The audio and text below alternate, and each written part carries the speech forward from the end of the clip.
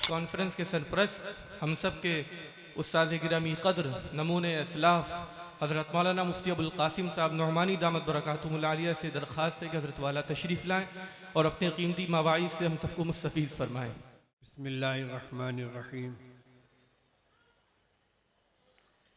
अल्हम्दुलिल्लाहि नहमदुहु व नस्तईनुहु व नस्तगफिरुहु व नु'मिनु बिही व नतवक्कलु अलैहि व नऊज़ु बिल्लाहि मिन शुरूरि अनफुसिना व मिन सय्यिआति अमालिना मन यहदिहिल्लाहु फला मुदिल्ल लहु व मन युद्लिलहु फला हादिय लहु व नशहदु अन ला इलाहा इल्लल्लाहु वहदहु ला शरीका लहु व नशहदु अन्न सय्यिदना व मौलाना मुहम्मदन अब्दुहु व रसूलुहु सल्लल्लाहु तबारक व तआला अलैहि व अला आलिहि व सहबिहि व बारक व सल्लम तस्लीमन कसीरन कसीरा।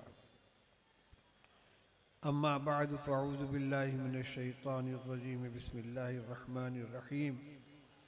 मा कान मुहम्मदुन अबा अहदिम मिर रिजालिकुम वलाकिन रसूलुल्लाहि व खातमुन नबिय्यीन। सदक़ल्लाहुल अलियुल अज़ीम। मोहतरम उलमाए किराम, बुजुर्गान मिल्लत, नौजवान भाइयों, अज़ीज़ बच्चों, आप हजरात देर से इस अज़ीमुश्शान इज्तिमा में उलमाए किराम और मशाइख़ इज़ाम की ज़ुबानी मसले तहफ़्फ़ुज़ ख़त्म नबुव्वत से मुताल्लिक़ खिताबात समाअत फरमा रहे हैं। भाई ये फ़ोटोग्राफ़ी मत कीजिए, बंद कीजिए। मेरे बयान के दरमियान कहीं से फ़ोटो नहीं खींचना चाहिए। एकदम कोई मोबाइल नहीं चमके हमारे सामने। मैं बयान रोक दूंगा बीच ही में से अगर कोई मोबाइल चलेगा। भाई फोटोग्राफी बंद कर दें, बिल्कुल बंद कर दें।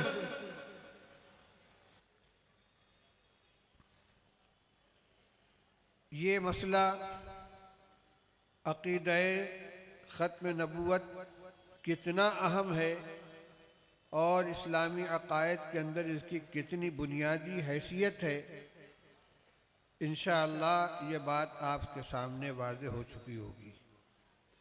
और अब इस बात में किसी दर्जे में भी शक व शुबा की गुंजाइश नहीं है कि जिस तरह ला इलाहा इल्लल्लाह और अशहदु अल्ला इलाहा इल्लल्लाह का इकरार करने का मतलब सिर्फ ये नहीं है कि हम अल्लाह को माबूद मान लें, बल्कि उसके साथ ये भी ज़रूरी है कि अल्लाह को माबूद माने और अल्लाह के अलावा किसी के भी माबूद होने की नफ़ी करें।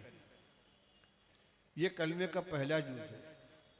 इसी तरह कलमा शहादत का जो दूसरा हिस्सा है, अशहदु अन्न मुहम्मदन रसूलुल्लाह या अशहदु अन्न मुहम्मदन अब्दुहु व रसूलुहु, ये इकरार भी उस वक्त तक मुकम्मल नहीं होगा, काबिल एतबार नहीं होगा, अल्लाह ताला के यहाँ काबिल कबूल नहीं होगा जब तक कि नबी करीम सल्लल्लाहु ताला अलैहि वसल्लम की रिसालत की गवाही देने के साथ साथ उतने ही यकीन के साथ इस बात की भी गवाही न दी जाए कि आपके बाद अब दुनिया में कोई नया नबी नहीं आ सकता। तो रिसालत के इकरार के साथ ख़त्म नबुव्वत का इकरार भी ईमान की बुनियाद के अंदर शामिल है। और रसूल नबी करीम सल्लल्लाहु अलैहि वसल्लम ने अपनी हयात पाक में ही इस बात का ऐलान फरमा दिया था कि मेरे बाद बहुत से दज्जाल और झूठे मुद्दईयान नबुव्वत पैदा होंगे, जिसने फरमाया था कि 30 बड़े दज्जाल होंगे। और आपको मालूम है कि नबी करीम सल्लल्लाहु अलैहि वसल्लम की वफ़ात के बाद तरह तरह के फितने दुनिया में पैदा हुए, लेकिन अक़ीदा-ए ख़त्म नबुव्वत पर डाका डालने वाला फितना नबी करीम सल्लल्लाहु अलैहि वसल्लम की हयात तय्यबा के आखिरी दौर में शुरू हो चुका था। चुनांचे 2 मुद्दईयान नबुव्वत अस्वद अनसी और मुसलमा कज़्ज़ाब ये रसूलुल्लाह सल्लल्लाहु अलैहि वसल्लम की हयाती के अंदर ज़ाहिर हुए। अस्वद अनसी का तो ख़ात्मा हो गया रसूलुल्लाह सल्लल्लाहु अलैहि वसल्लम के मरज़ वफ़ात में, आपके पास ये खुशखबरी आ गई कि उस झूठे मुद्दई नबूवत का काम तमाम हो गया। लेकिन हुजूर सल्लल्लाहु अलैहि वसल्लम की वफ़ात के बाद मुसैलमा कज़्ज़ाब जो कबीला यमामा का सरदार था, उसने फिर से सर उठाया और झूठी नबूवत का दावा किया। उसका मुकाबला किया हज़रत सिद्दीक़ अकबर रज़ी अल्लाह ताला अन्हु ने सहाबा किराम की जमात के साथ, और वही हज़रत वहशी रज़ी अल्लाह ताला अन्हु जिन्होंने ग़ज़वा उहुद के अंदर नबी करीम सल्लल्लाहु अलैहि वसल्लम के चचा हज़रत हमज़ा रज़ी अल्लाह ताला अन्हु को शहीद किया था और फिर इस्लाम के दामन में उनको पनाह मिली है, उन्होंने उसका कफ़ारा इस तरह अदा किया कि अपनी उसी हरबा से उस झूठे मुद्दई नबूवत मुसलमा कज़्ज़ाब का काम तमाम किया। तो ये इस्लाम में रसूलुल्लाह सल्लल्लाहु अलैहि वसल्लम के वफ़ात के बाद जो सबसे पहला फितना पैदा हुआ है वो ये मुसलमा कज़्ज़ाब का, और बल्कि आपकी हयाती में उसका आगाज़ हो गया था। और सिद्दीक़ अकबर रज़ी अल्लाह ताला अन्हु को जो सबसे पहला मारका इख्तियार करना पड़ा है, मुकाबला करना पड़ा है, वो एक तरफ झूठे मुद्दई नबूवत मुसलमा कज़्ज़ाब से मुकाबला है और दूसरी तरफ मुनकिरीन ज़कात जिन्होंने रसूलुल्लाह सल्लल्लाहु अलैहि वसल्लम की वफ़ात के बाद ज़कात देने से इनकार कर दिया था। मेरे भाइयों बुज़ुर्गों, मैं ये बतलाना चाहता हूँ कि ये मसला हमारे ईमान की हिफाजत के लिए कितना अहम है। और अजीब व गरीब बात है, रसूलुल्लाह सल्लल्लाहु अलैहि वसल्लम की पेशीन गोई के मुताबिक हुजूर की वफ़ात के बाद से जो झूठे मुद्दईयान नबूवत और इसी तरह मुद्दईयान मसीहियत और मुद्दईयान महदवियत का जो सिलसिला शुरू हुआ है, तो वो कहीं रुकने का नाम नहीं लेता। दुनिया के मुख्तलिफ खित्तों के अंदर महदवियत का दावा करने वाले और मसीहियत का दावा करने वाले मुतअद्दिद ज़मानों में पैदा होते रहे हैं और आज भी पैदा हो रहे हैं। इस वक्त हिंदुस्तान में जो नया फितना उभरा हुआ है और बहुत से भोले भाले लोग उसका शिकार हो रहे हैं, वो शकील बिन हनीफ का फितना है। यकीनन उसका तज़किरा आपके सामने आ चुका होगा और बिल्कुल ये मिर्ज़ा ग़ुलाम अहमद क़ादियानी के नक्शे कदम पे चल रहा है। मिर्ज़ा ने भी पहले मेहदी होने का दावा किया था, फिर मसीह होने का दावा किया था और आखिरकार खुलकर नबूवत का दावा कर बैठा। वही रास्ता इसने अख्तियार किया है, महदवियत का भी दावा किया और फिर अब कहता है कि मैं मेहदी भी हूँ और मैं मसीह भी हूँ, जिसकी पेशीन गोई की है रसूलुल्लाह सल्लल्लाहु अलैहि वसल्लम ने। और क्या अजब के कुछ वक्त गुजरने के बाद वो बराह रास्त नबूवत का दावा कर ले। मैंने कहा कि ये बिल्कुल उसी रास्ते पर चल रहा है। एक बात आपके इल्म में ये भी आनी चाहिए कि मिर्ज़ा ग़ुलाम अहमद क़ादियानी के सिलसिले में हमारे अकाबिर ने जो काम किया है, तो उसमें मिर्ज़ा के मुग़ल्लज़ात को, उसकी अय्याशियों को, उसकी ज़िंदगी के तारीक पहलुओं को, उसकी गंदी ज़िंदगी को भी लोगों के सामने उजागर किया था। अब जब शकील बिन हनीफ की दामन में पनाह लेने वाले उसके मखसूस लोगों में बहुत से लोगों को अल्लाह ताला ने हिदायत से नवाजा है और वो लौट कर आए हैं और कलमा पढ़कर दोबारा मुसलमान हो गए हैं। उनमें से बाद अहबाब से मेरी भी मुलाकात हुई है। इन लोगों के मुतनफ़िर होने की बुनियाद ये बनी है कि उसने जो औरंगाबाद के अंदर अपना मुस्तक़र बना रखा है, जब ये लोग वहाँ उस बस्ती के अंदर जाकर मुकीम हुए हैं और करीब से उसको देखा है तो पता चला कि गंदगियों का वो मरकज़ बना हुआ है, अय्याशियाँ हो रही हैं, गलाजतें फैली हुई हैं।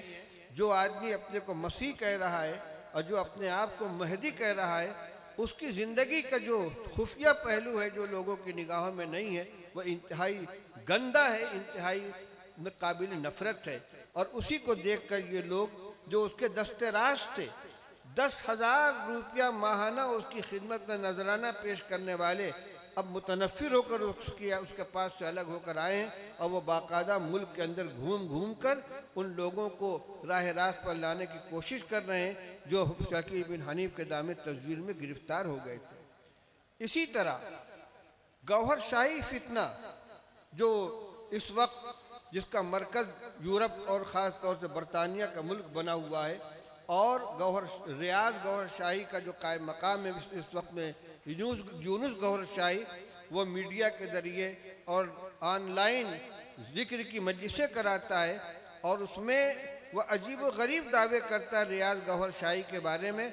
नबूवत नहीं, उनके यहाँ तो कलमा है बाकायदा, ला इलाहा इल्ला रियाज, ला इलाहा इल्ला रियाज की बाकायदा ज़रब लगवाई जाती पूरी मजलिस के अंदर बैठकर, और कहते हैं हमारा माबूद हमारा रब अल्लाह रियाज है, अल्लाह के माबूद होने की नफ़ी हो रही है, यानी खुदाई का दावा हो गया बराह रास्त। और रियाज को रब्बुल अरबाब कहते हैं वो, यानी अल्लाह ताला तो रब है और रियाज गौहर शाही को रब्बुल अरबाब कहा जाता है। इसके अलावा और भी बहुत से फितने हैं। सिद्दीक दीनदार का एक फितना है जो साउथ इंडिया में हैदराबाद वगैरह के इलाके में चल रहा है। पड़ोस के मुल्क में गामिदियत का फितना है, इसी तरह परवेजियत का फितना है। ये सब के सब इस्लाम की रूह से मुतसादिम है।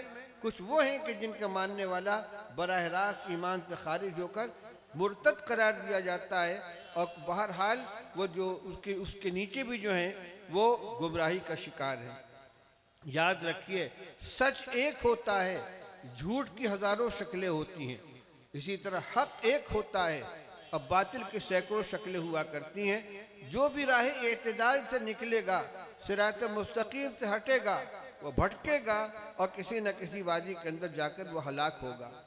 और इस वक्त में ज़रूरत इस बात की है कि हम जो अल्लाह के फضل व करम से हक़ के ऊपर कायम हैं, उलमाए हक़ से वाबस्ता हैं, अल्लाह ने हमारे ईमान की हिफाजत फरमाई है, हम इस मैदान के अंदर काम करें।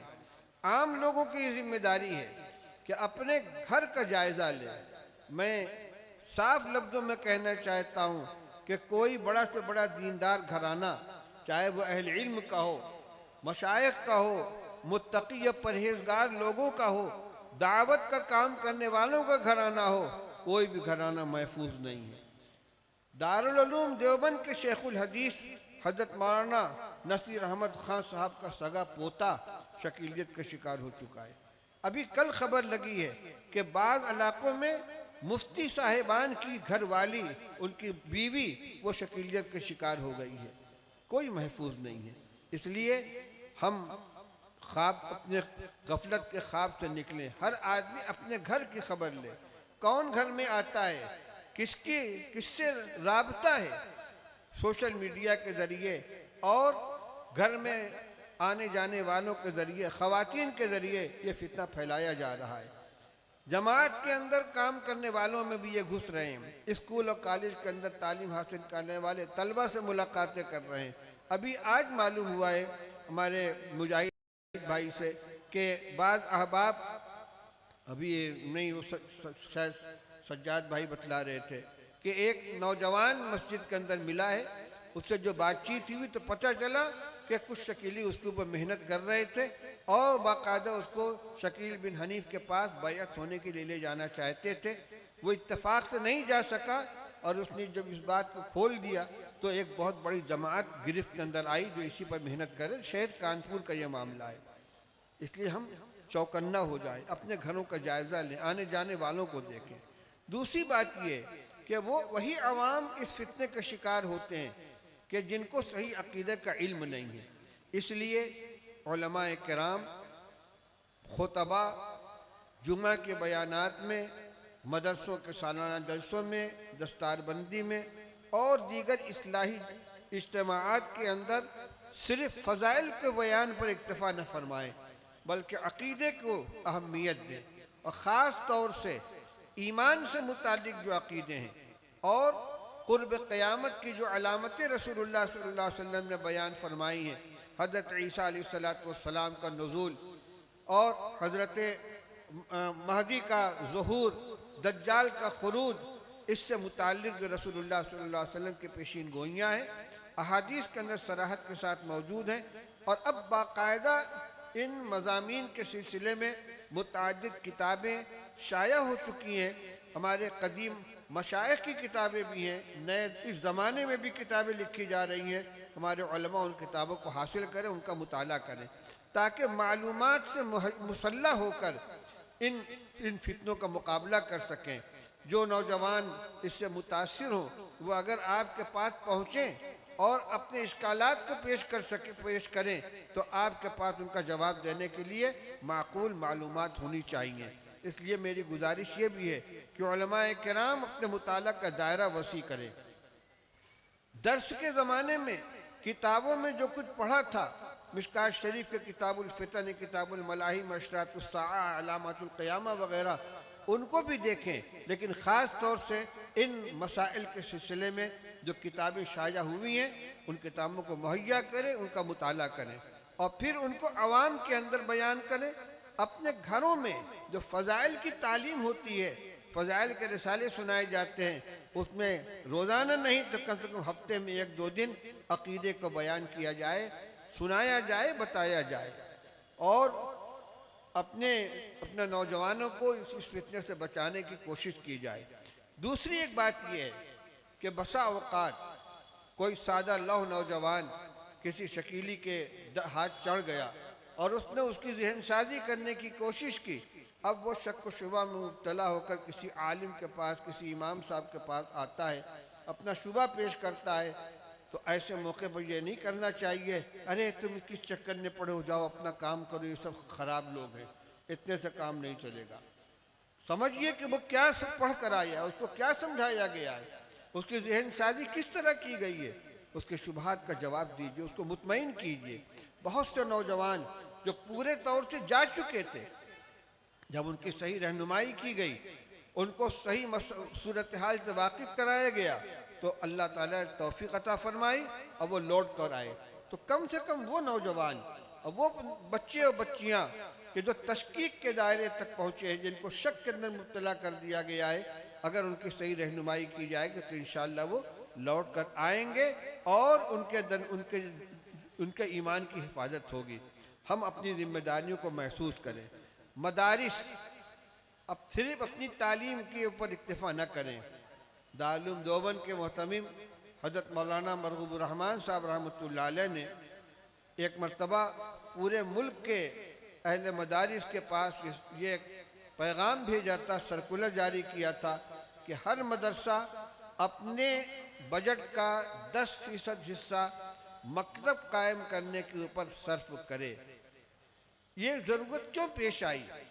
हमारे बहुत से बच्चे वो हैं कि जो इब्तिदा से ही स्कूलों में दाखिला ले लेते हैं, उनकी दीनी तालीम का कोई नज़्म नहीं होता, न वो अक़ीदा जानते, न कुरान पढ़ना जानते, न उर्दू पढ़ना जानते।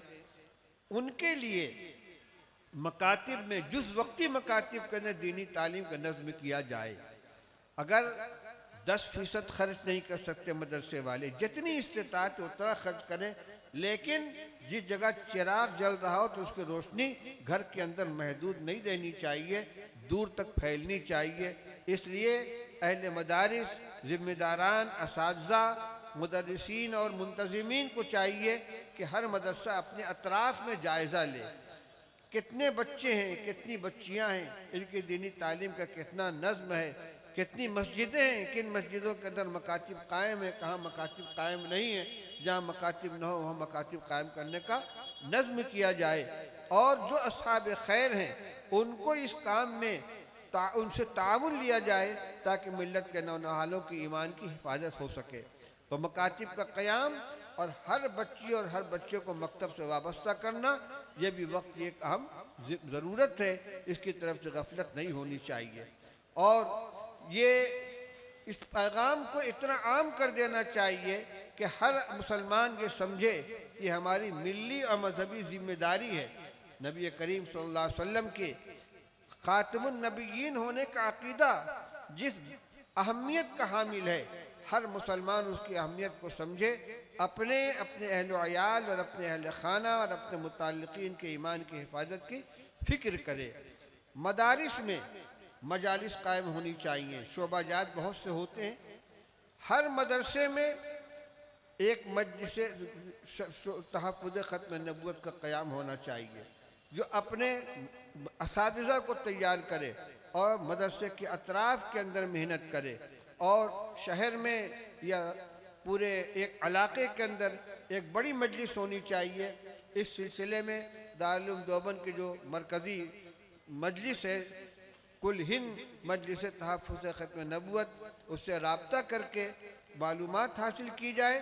देवबंद में हर साल सालाना इम्तिहान के बाद 3-4 दिन का तहफ़्फ़ुज़ ख़त्म नबूवत का तरबियती कैंप मुनक़िद होता है, जिसमें असालतन तो वहाँ के फ़ुज़ला शामिल होते हैं, लेकिन मुल्क के दीगर मदारिस के फ़ुज़ला और असातिज़ा में से भी अगर कुछ लोग ख्वाहिशमंद होते हैं तो हस्ब गुंजाइश उनको भी उसमें शिरकत का मौका दिया जाता है। इसके अलावा पूरे साल ये सिलसिला दारुल उलूम में चलता रहता है कि मदरसे के ज़िम्मेदारान राब्ता कायम करें, इजाज़त हासिल करें और अपने असातिज़ा को मुंतखब करके हफ्ते भर के लिए, 3 दिन के लिए, 5 दिन के लिए दारुल उलूम भेजें तो वो वहाँ क़याम करें और शोबे में आकर तरबियत हासिल करें। सिर्फ जज्बा और शौक़ काफ़ी नहीं है, बल्कि उसका तरीक़ा भी मालूम होना चाहिए और उसकी मालूमात भी होनी चाहिए और उसकी तरबियत भी हासिल करनी चाहिए। गरज जब वबाई बीमारी फैलती है तो उसका मुकाबला करने के लिए उसी पैमाने पर इलाज किया जाता है, टीके लगाए जाते हैं, दवाएं छिड़की जाती हैं। आज ये फसाद अक़ीदा की वबा फैल रही है, मुख्तलिफ़ शक्लों के अंदर फैल रही है और इसके ज़िम्मेदार अहले ईमान हैं, उलमाए किराम हैं, अहले मदारिस हैं, अइम्मा हैं। इसलिए मेरे भाइयों बुज़ुर्गों, ये इजलास जिसमें आप हजरात शरीक हैं, इसी ज़िम्मेदारी का एहसास दिलाने के लिए मुनक़िद किया गया है कि इस फितने की हकीकत को समझें, अपनी और अपने अहल व अयाल की हिफाजत करें, उनके ईमान की, उनके अक़ीदे की हिफाजत करें और जो ज़िम्मेदार हजरात हैं वो अपनी ज़िम्मेदारी को महसूस करें, अपने ईमान की हिफाजत के साथ साथ अपने पड़ोसियों, अपनी बस्ती और आम मुसलमानों की ईमान की हिफाजत की भी कोशिश करें। मैं इन्हीं मुख्तसर कलिमात के साथ अपनी बात ख़त्म करता हूँ, लेकिन आप हज़रात तशरीफ़ रखें, अभी कई उलमाए किराम के बयानात बाकी हैं, इंशाअल्लाह आप समाअत फरमाएँगे। अल्लाह करे ये आवाज़ दूर तक पहुँचे और लोग अपनी अपनी ज़िम्मेदारियों को महसूस करते हुए इस दीन के अहम काम का बेड़ा उठाएँ। व आखिर दावाना अल्हम्दुलिल्लाहि रब्बिल आलमीन।